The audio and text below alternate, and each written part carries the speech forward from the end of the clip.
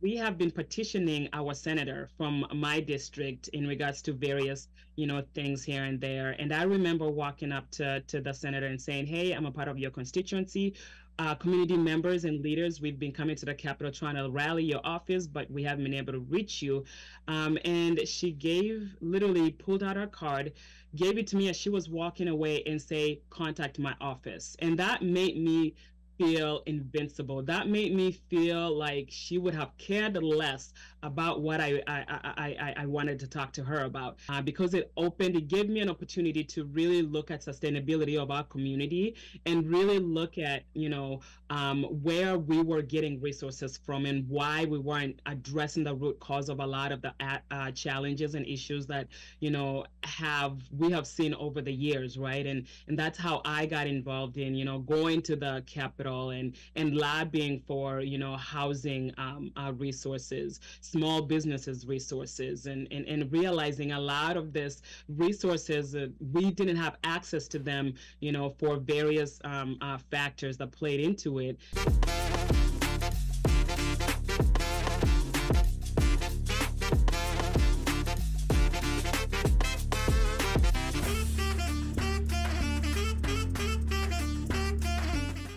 A lot of times, now that the primaries are done, that question is not being asked. And because of how fast this race is going, I haven't had enough time to go back and really go through that moment. But I remember, from my previous trauma from when I ran in 2022 of again, reliving that nightmare of, not hearing the good news that all of us wants to hear.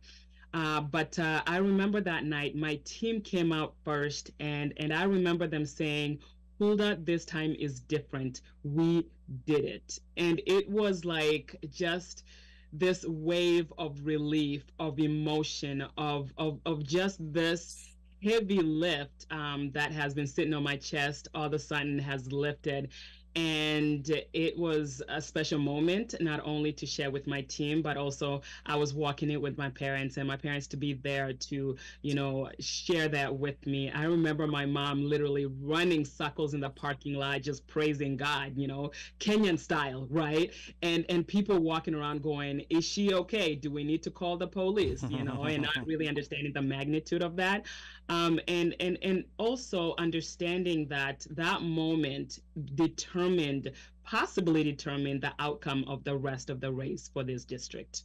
Okay, that's very interesting. Stephen JJ here says to Kondani, so people are tuned in from everywhere. And just like you've mentioned, House District 38A has not been your first rodeo with elective politics, both within the Kenyan community and also in Minnesota's local politics.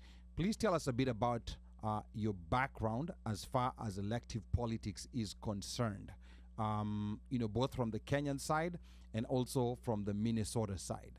Huldah. Yeah, absolutely. So really, I've always been involved in my community since at a very young age. I grew up in a home where my parents taught us to give back. I remember living in a home where it wasn't just us. We were always hosting families, and we were always giving back. And so I grew up giving back to the community. And so the older I got, the more involved I got in the community. And I believe I was the secretary within the Kenyan community here in Minnesota, which is the second largest population of Kenyans here in the U.S. The first, I believe, according to Professor Otiso, is Texas, right? So I really was ingrained in the Kenyan community here by participating in leadership roles. So I was the secretary of Mwanyegetinge, I believe, when I was still doing my undergrad back in 2014, 2015, around there. And then in 2021, I was able to rally the community and run a very successful campaign that, won me the presidency of Mwanyegetinge organization, which is the largest Kenyan organization in the state of Minnesota and actually in the Midwest, organized Kenyan group. And so that, I think, was the biggest step for me because it gave me an opportunity to really look at sustainability of our our community and really look at, where we were getting resources from and why we weren't addressing the root cause of a lot of the challenges and issues that, we have seen over the years, right? And that's how I got involved in, going to the Capitol and lobbying for, housing resources, small businesses resources, and realizing a lot of this resources, we didn't have access to them, for various factors that played into it. And so, and from there, I continued to get involved within my city and within what we call the Brooklyns. That is Brooklyn Center and Brooklyn Park. And so I got involved politically supporting candidates because I wanted to really champion candidates that would address those core root causes within not only the Kenyan community, but the African immigrant community as a whole in this district that is predominantly African immigrant. And we can definitely go into the details of the demographics within that. So once I started to really ingrain myself in the political side of things, not necessarily the nonprofit, the community side of things, because I realized, we can get a grant, but as soon as that grant is done, that was the end of that. We go back to square one and not necessarily addressing the root cause and creating sustainable change within our community. That's when I realized that real and actual long-term change happens within the political realm, within creating policies that address those, within, the walls of the Capitol in St. Paul. And what did it for me, what really pushed me over the edge is when I went into an event. We were having an event here that the local DFL party was having an event for then the current mayor when he was running. We have been petitioning our senator from my district in regards to various, things here and there. And I remember walking up to the senator and saying, hey, I'm a part of your constituency. Community members and leaders, we've been coming to the Capitol trying to rally your office, but we haven't been able to reach you.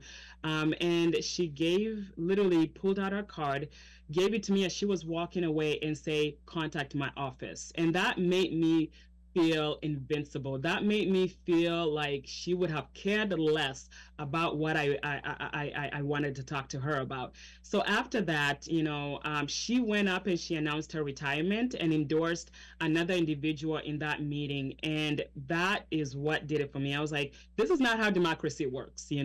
People have to have a choice. And this is literally how this seat has been handed down to the next quote individual who's been anointed by the party. And so I looked around and I was like, I'm gonna run, and the people around me. And I remember, my brother Chewy Gichana, the one who gave me the baton for the Mwanyagetenge presidency, he was there and he just chuckled and he was like, oh, Huldah, like it wasn't a big deal. But I remember that night I couldn't sleep. I could not sleep. I was under the covers Googling, how do I become a candidate? And from there, it snowballed into something that I never thought that it would be. And so I ran for Senate. And we gave a run for my opponent, a run for the money. We lost in the primaries because obviously we were very fresh in really running a successful political campaign here in the U.S. And then after we lost, my team and I regrouped, and here we are running for the second time now with knowledge and experience. Okay, good. And it's really interesting. It's been a very good summary of your political experience and elective experience in Minnesota, both within the Kenyan community and within the greater Minnesota community.